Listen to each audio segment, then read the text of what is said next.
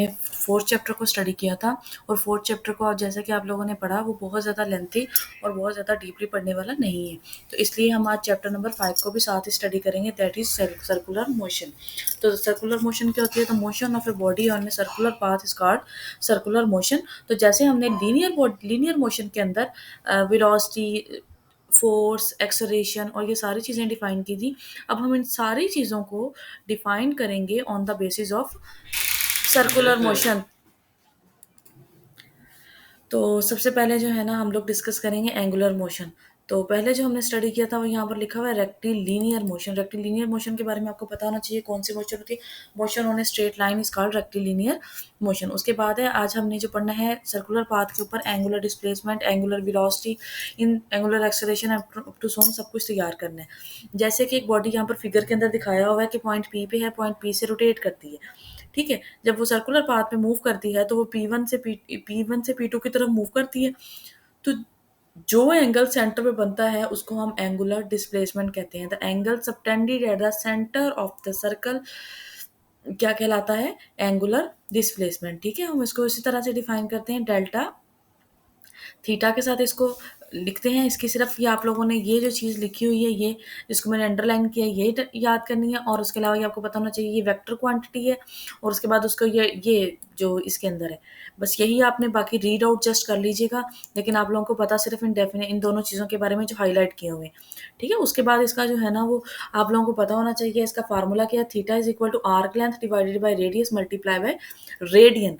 Radian जो है जैसे कि हमने पहले चैप्टर के अंदर पढ़ा था, रेडियन जो है वो एंगुलर डिस्प्लेसमेंट का यूनिट है, ठीक है। ये प्लेन एंगल का यूनिट है। तो आर्क लेंथ कितनी है यहाँ पर ये देखें, एस है और ये आर है, रेडियस आर है, तो एस ओवर आर, तो S is equal to R theta. This equation is called the relationship between linear displacement and angular displacement. जैसे हमने पहले पढ़ा ये क्या है, वेक्टर क्वांटिटी है, ठीक हो गया। अब आप लोगों को पता है कि अगर बॉडी पूरे सर्कल पे मूव करती है तो कितना डिस्टेंस कवर करती है उसकी सरकमफेरेंस के बराबर। सरकमफेरेंस सर्कल क्या होता है? 2πr। तो 2πr डिवाइडेड बाय, तो एस इज इक्वल टू 2π। अगर एक बॉडी पूरे सर्कल पे मूव करती है तो वो 2π डिस्टेंस कवर करती है।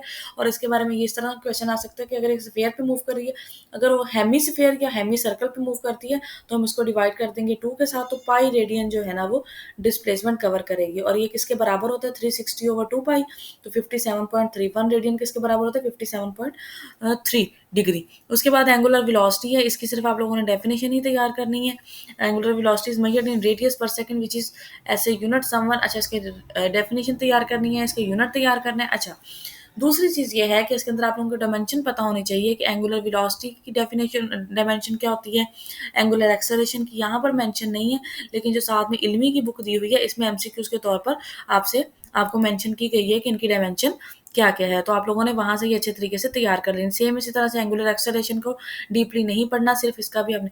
इसके बाद इस वाले टॉपिक के अंदर से भी बस आपने v is equal to r omega 5.7 equation ही तैयार करनी है, इसके अलावा कुछ भी तैयार नहीं करना। उसके बाद यहाँ पर 5.8 इक्वेशन है, ये आप लोगों ने पढ़ लेनी है। उसके बाद ये जो चीज़ है ना ये आप लोगों ने एंड वाली जो है ना ये रीड आउट लाजमी करनी है। इक्वेशन 5.6, अच्छा ये वाली लाइंस और ये जो एंड पे लिखी हुई हैं, दस the velocity with this point P. अब जब ये पॉइंट पी है ना जो ये सर्कुलर पाथ पे मूव कर रहा है, अगर यहाँ से देखा जाए तो ये लीनियर, ऑलमोस्ट लीनियर है। तो हम यहाँ पर जो P1 से लेकर P2 तक जो वेलोसिटी होगी उसको किससे लेंगे? Tangential velocity. लेकिन जो सेंटर से लेंगे उसको एंगुलर वेलोसिटी लेंगे। मतलब जो इस पॉइंट की मोशन सेंटर के लिहाज से होगी वही एंगुलर मोशन होगी। स्मूथ सा जो है सर्कल जो देखे ना इतने से पाथ है, अगर हम इतना सा पाथ छोटा सा लेते हैं तो वो हमारे पास लीनियर पाथ ही होता है, ठीक है। और उसके अलावा क्या है, तो the circle has a magnitude v and its direction is always along the tangent. तो टेंजेंशियल जो v वेलोसिटी लीनियर वेलोसिटी है उसकी डायरेक्शन हमेशा टेंजेंट के अलोंग होती है, ठीक है। इसी तरह से at is equal to R alpha, ये भी आप लोगों ने अच्छे से पढ़ना। Rotating body points that are at different distance from the axis do not have the same speed or acceleration, but all the points on rigid body rotating about a fixed axis to have the same angular displacement, angular speed and angular acceleration. अच्छा, ये बात बड़ी important सी बताई हुई है कि यहाँ पर जो है, हाँ जी, ये बात बड़ी इंपॉर्टेंट सी यहाँ पर बताई हुई है कि जब बॉडी एक सर्कुलर पाथ पर रोटेट कर रही होती है, ये देखें जैसा कि कोई भी बॉडी है अगर तो हम रिजिड बॉडी की बात करते हैं तो रिजिड बॉडी का हर पॉइंट जो है ना वो इक्वल डिस्टेंस पे है, ठीक है। तो अगर रिजिड बॉडी की हम बात करते हैं तो point that are different distance from the axis do not have the, हर बॉडी का जो पॉइंट, बॉडी के हर पॉइंट का जो मोशन है ना वो डिफरेंट है, उसकी ना सेम स्पीड है, ना सेम एक्सेलरेशन है, ना ही सेम कोई भी वैल्यू है, but all the points on the rigid body rotating about a fix axis do have the same. अगर एक्सिस फिक्स है तो उसकी एंगुलर डिस्प्लेसमेंट की, एंगुलर स्पीड की और एंगुलर एक्सेलरेशन की वैल्यू सेम होगी। लेकिन उसके किसी और पॉइंट, अगर हम रिजिड बॉडी है, फॉर एग्जांपल यहाँ पे मैं आपको ड्रॉ करके बताती हूँ कि कोई ये रिजिड बॉडी है और अगर उसका मैं ये वाला पॉइंट कंसीडर करती हूँ, ये वाला, तो इसका तो एक्सिस से डिस्टेंस चेंज है ना, ये देखें ये एक्सिस है इसका, तो इसका जो वेलोसिटी होगी वो चेंज होगी। अब जो ये पॉइंट है इसका आर ज्यादा हो जाएगा ना, तो इसकी वैल्यू क्या हो जाएगी, चेंज हो जाएगी।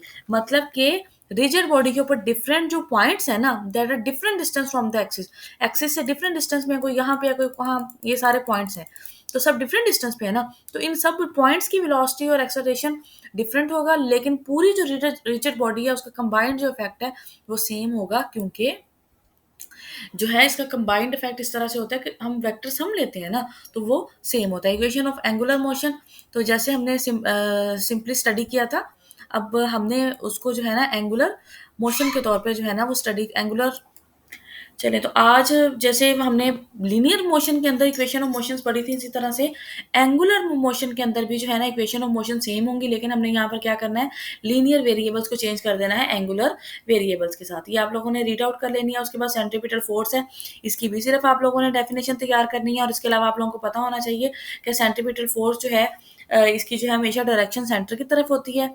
और एक और चीज़ है कि सेंट्रीपिटल फोर्स जो है वो टेंजेंशियल फोर्स है। टेंजेंशियल ये जो मतलब अगर कोई बॉडी सर्कुलर पाथ में मूव कर रही है और उसको हम छोड़ देते हैं तो वो किस डायरेक्शन में जाती है, वो टेंजेंट के अलोंग जाती है। बाकी इसको आपने रीड आउट अच्छे से कर लेना है, ठीक हो गया। और सेंट्रीपिटल फोर्स जो है ना वो किस किस चीज़ के लिए ज़रूरी है, हर बॉडी जो सर्कुलर पाथ पे मूव कर रही है, जैसे सितारे सियारे, उन सब की एग्जिस्टेंस किसकी वजह से, सेंट्रीपिटल फोर्स की वजह से। और हाँ, एक चीज़ और है कि सेंट्रीपिटल फोर्स क्या इसकी अपनी एग्जिस्टेंस है, नहीं, सेंट्रीपिटल फोर्स इस तरह से है कि अगर कोई बॉडी ग्रेविटेशनल फील्ड के अंदर मूव कर रही है ना तो उसको सेंट्रीपिटल फोर्स ग्रेविटी फ्राहम करेगी, ठीक हो गया। अब अगर कोई स्पिनिंग मोशन है तो उसको इलेक्ट्रिक फोर्स, जिस तरह से हमारा स्पिनर काम करता है, स्पिनर घूमता है तो उसको सेंट्रीपिटल फोर्स कौन फ्राहम करेगा, इलेक्ट्रिक फोर्स फ्राहम करेगी। मतलब एक फोर्स होती है जो सेंट्रीपिटल फोर्स के तौर पर अपीयर होती है, समझ आ गई। तो जब सैटेलाइट्स की मोशन के लिए जो सेंट्रीपिटल फोर्स है वो कौन सी होती है, ग्रेविटेशनल फोर्स, ठीक है। और जिस तरह से अगर रोड पर चलने के लिए अगर कोई कर्व पाथ आ जाता है और बॉडी को जो है ना वो रोटेट करवाना है, फॉर एग्जांपल एक गाड़ी जा रही है और गाड़ी को टर्न लेना है, तो टर्न लेने के लिए उसको सेंट्रीपिटल फोर्स की ज़रूरत होती है, और वो सेंट्रीपिटल फोर्स उसको कौन फ्राहम करता है, friction between tyres and road. तो ये एग्जांपल है, ये आप लोग अंडरलाइन कर इधर तो नहीं लिखी हुई, लेकिन आप लोग नोट डाउन कर लीजिएगा, ठीक हो गया। उसके बाद इसकी इक्वेशन आप लोगों ने ड्राइव नहीं करनी, सिर्फ आप लोगों को सेंट्रीपिटल एक्सेलरेशन की वैल्यू पता होना चाहिए और at the end centripetal force की वैल्यू पता होना चाहिए, that is equal to mv square over R and F C is equal to M R omega square. यहाँ पर एक बात बहुत इंपॉर्टेंट मैं आपको बताना चाहूंगी कि सेंट्रीपिटल फोर्स जो है, जब ये यहाँ पर आ जाए, सेंट्रीपिटल फोर्स हमेशा सेंटर की तरफ एक्ट करती है और बॉडी जब फॉरवर्ड की तरफ मूव कर रही होती है, तो टेंजेंट के अलोंग जब बॉडी मूव कर रही है और एफ डाउनवर्ड है तो दोनों के दरमियान एंगल 90 है, तो हमेशा सेंट्रीपिटल फोर्स की वजह से वर्क डन इक्वल टू 0 होता है, क्योंकि डिस्प्लेसमेंट और फोर्स का जो है वो आपस में एंगल 90 डिग्री का हो जाता है। इसको और भी ज़्यादा डीपली जाने की ज़रूरत नहीं है, बस इसके बारे में जो बातें मैंने बता दी यही आप लोगों ने तैयार करनी है। Next is the movement of inertia, that is very very important according to PPSC point of view. क्यों पीपीएससी पॉइंट ऑफ व्यू से इसको क्यों इंपॉर्टेंट है और इसको किस तरह से पूछा जाता है, हमेशा पीपीएससी के अंदर एक साल छोड़ के एक साल क्वेश्चन आता है, what is the unit of movement of inertia. तो 2017 में भी आया था और उससे पिछले बैच के अंदर भी सेम क्वेश्चन मौजूद था, जो रिपीट होता है ऑलमोस्ट ईयर्स के अंदर। The unit sorry movement of inertia vector quantity है या स्केलर क्वांटिटी है, और इसका यूनिट क्या है, ये चीज़ें बहुत इंपॉर्टेंट है। और ये यहाँ पर एफएससी की बुक के अंदर भी मेंशन नहीं है और बीएससी के अंदर भी मेंशन नहीं है। अगर किसी बच्चे ने टेंसर का सब्जेक्ट पढ़ा है तो ये उसके अंदर लिखा हुआ है कि movement of inertia is a tensor. ये इस पे मैं एक लेक्चर जरूर आप लोगों को एट दी एंड दूंगी कि जिस तरह से हमारे पास स्केलर क्वांटिटीज होती हैं, वेक्टर क्वांटिटीज होती हैं, तो टोटल जो फिजिकल क्वांटिटीज है इनको हम 3 में डिवाइड करते हैं। तीसरी क्वांटिटी टेंसर है, तो टेंसर है movement of inertia is neither vector nor scalar but it is a tensorial quantity. ठीक हो गया? तो इसकी आप ये इसको लिख लीजिएगा प्लीज़, ये बहुत इंपॉर्टेंट है।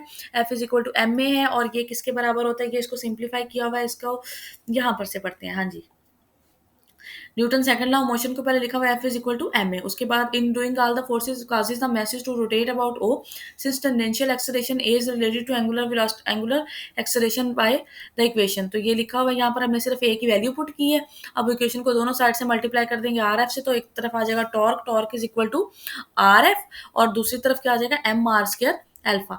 This is the torque is equal to M R square alpha, और यहाँ पर जो क्वांटिटी एम आर स्क्र है that is called the movement of inertia. अब ये जो इक्वेशन है ना, tau is equal to M R square alpha, ये यहाँ पर देखें कि फोर्स रिप्लेस हो गई है टॉ से, ए रिप्लेस हो गया अल्फा से, एंड एम रिप्लेस हो गया एम आर से, एम आर स्क्र से। अब एम आर स्क्र जो है, जो मूवमेंट ऑफ इनर्शिया है, it plays the same role in the circular motion as the mass play in the rectilinear motion. ये बहुत इंपॉर्टेंट है और ये आप लोगों को पता होना चाहिए। The quantity M R square is known the movement of inertia and is represented by I. The movement of inertia plays the same role in angular motion as the mass in the linear motion. It may be noted that the movement of inertia depends only on the mass but also not only math but also on the R square. ठीक है, अब आगे rigid body का calculate किया हुआ है, ये बहुत ज्यादा डीपली आपको इसके जाने की जरूरत नहीं है। लेकिन यहाँ पर आके ये जो इक्वेशन है ना, tau is equal to I alpha, this is called the second law of motion in term of rotational motion. Tau क्या है, force F is equal to M A होता है ना, तो यहाँ पर है torque is equal to I alpha. तो टार्क जो है वो रोटेशनल एनालोगस है किसका, लीनियर मोशन के अंदर जो फोर्स है उसका। जिस तरह से फोर्स लीनियर मोशन के अंदर बिहेव कर रही है, सेम इसी तरह से टॉर्क एंगुलर मोशन के अंदर बिहेव कर रहा है। तो ये अगर बहुत ज्यादा पार्ट बड़ी बॉडी है तो उसके अंदर उसका मूवमेंट ऑफ इनर्शिया हम इस तरह से लिखेंगे। एंगुलर मोमेंटम क्या होता है, particle is to possess an angular momentum about a reference axis की डेफिनेशन करनी है। L is equal to R P, ये आप लोगों को सारा कुछ पता होना चाहिए। हर चीज का यूनिट और डायमेंशन आप लोगों ने अच्छे तरीके से करनी है। ठीक है, जब बॉडी सर्कुलर पाथ पे मूव करती है तो उसका angular momentum M R V के बराबर होता है। दो तरह का एंगुलर मोमेंटम होता है, spin angular momentum and orbital angular momentum. ठीक है, स्पिन एंगुलर मोमेंटम अगर बॉडी अपने एक्सिस के गिर्द घूमती है, और ये ऑर्बिटल एंगुलर मोमेंटम जब बॉडी सेंट्रल पाथ के गिर्द घूमती है। दोनों अगर बॉडी को कंप्लीट आप लोगों ने, उसके बाद law of conservation of angular momentum है, तो टोटल एंगुलर मोमेंटम सिस्टम का कंजर्व रहता है। और आपने इसके अंदर से सारी एग्जांपल जहाँ जो हम पे एंगुलर मोमेंटम कंजर्व रहता है और कंजर्वेशन के लिए यूज होता है, ये आप लोगों को पता होना चाहिए। दिस फैक्ट या एंड वाला टॉपिक की जो लाइंस है ना, ये कभी भी आप लोगों ने नहीं छोड़नी। This fact is of the great importance for the earth as it moves around the sun. No other sizable force is experienced by the Earth because the major force acting on it is the pull of the sun.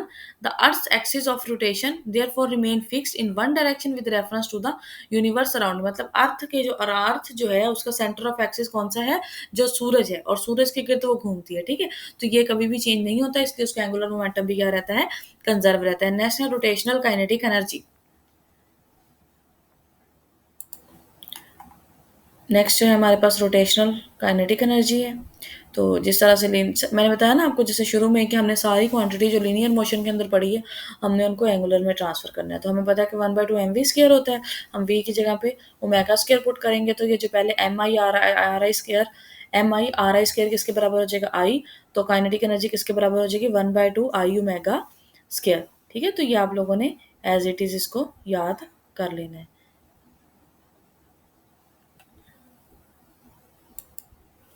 हाँ जी, यहाँ पर हमारे जो है ना 2 pages miss हैं, तो ये मैं इंशाल्लाह आपको नेक्स्ट जो है हम नेक्स्ट वीडियो के अंदर 6 चैप्टर के साथ आपको ये टॉपिक मैं आप लोगों को करवा दूँगी। यहाँ तक ये जो है ना हम नेक्स्ट में पढ़ेंगे, सॉरी ये इससे आगे वाला, लेकिन इसको स्टार्ट ले लेते हैं। यहाँ पर जो है ना ऑर्बिटल वेलोसिटी के बारे में, इसके बारे में आप लोगों ने सब कुछ तैयार करना है। ये पेपर पॉइंट ऑफ व्यू से बहुत इंपॉर्टेंट है। V is equal to G R, ये ऑर्बिटल वेलोसिटी का है यूनिट, और इसकी वैल्यू किसके बराबर होती है।